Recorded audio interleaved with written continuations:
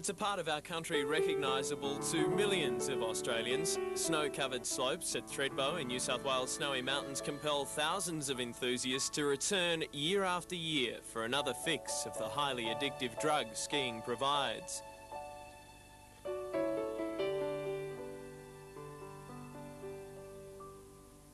Summer in the Snowies is perhaps less recognisable but no less alluring. The secrets of this time of year in this part of the world well worth discovering. The sights, sounds, even smells. The peace and quiet. That's what you've really got to love about this place.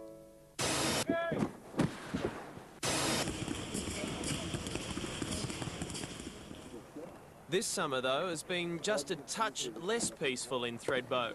It's no less interesting, but in some parts of the village, maybe a little of the elegance has disappeared. It's all part of the changing landscape that's attracting a different type of visitor.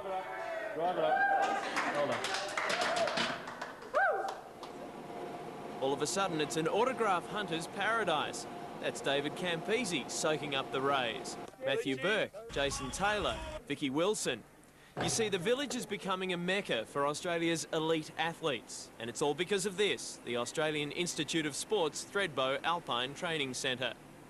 A $5.5 million multi-purpose training facility, an oasis for Australia's finest sportsmen and women.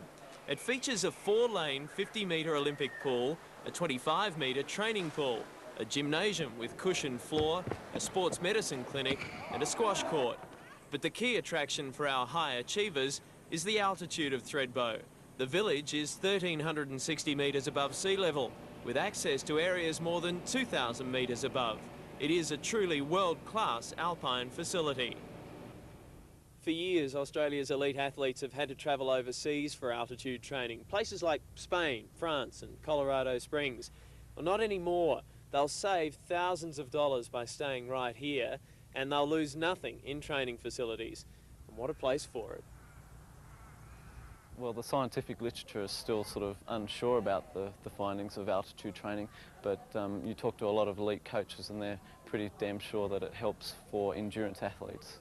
So whether it be swimmers or cyclists or triathletes, certain exposure, prolonged exposure to altitude, mild altitude in particular, is a major benefit to sea level performance and also performance at altitude. Thredbo was chosen as a suitable site following a study by the AIS utilising 30 international athletes.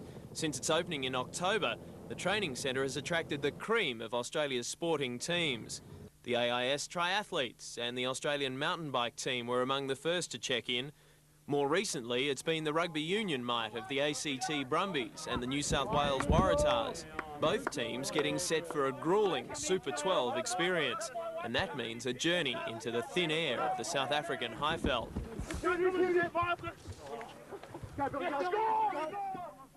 When the guys are gasping for air against Transvaal at Ellis Park in Johannesburg, they'll be grateful for their few days in Thredbo. Ask yourself the question, am I going to be tough enough to do it today? If you are, then you're going to be tough enough at Kings Park. You're going to be tough enough at Transvaal. Well, I think there is a benefit for us because we play games at altitude. Now, the physiology is not great for us, only because we're not here for a long enough period to really benefit from it. But we do play at Ellis Park in Johannesburg, which is a bit higher than this, and part of knowledge is experiencing it. So once we experience it, we say to guys, well, there it is, you've done it, you've trained here, it's not going to make any difference, let's get out and beat them. The versatility of the area is also a huge drawcard. As well as activities in Thredbo, the Waratahs made their daily journey down the mountain to use the field at the station resort at Jindabyne. For them and the Brumbies, it was all fitness and skills.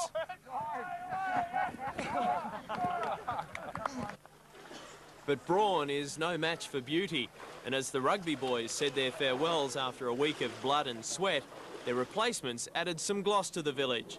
For the Australian netball squad, the purpose of the visit was slightly different.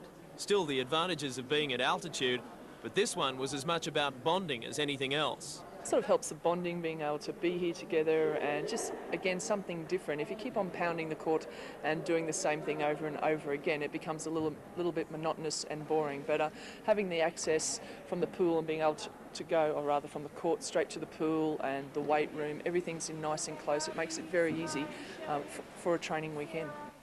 Whitewater rafting in the cool, clear, crystal reaches of the Murray, just minutes out of town, is another attraction. That bit extra to take the world's best out of their comfort zone.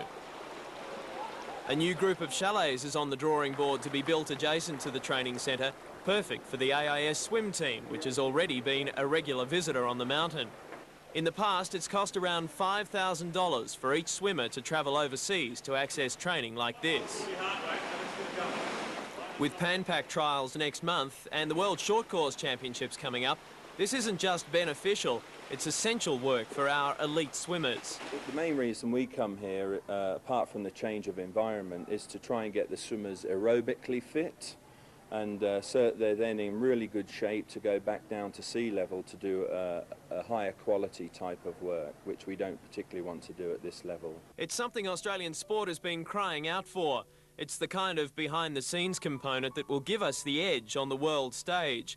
The little extras we do now will have tangible effects in years to come. Australia's elite athletes will no longer dream of Thredbo as a skier's heaven. Instead, they'll be tossing and turning, with the nightmare of pain barriers broken more than a kilometre above sea level.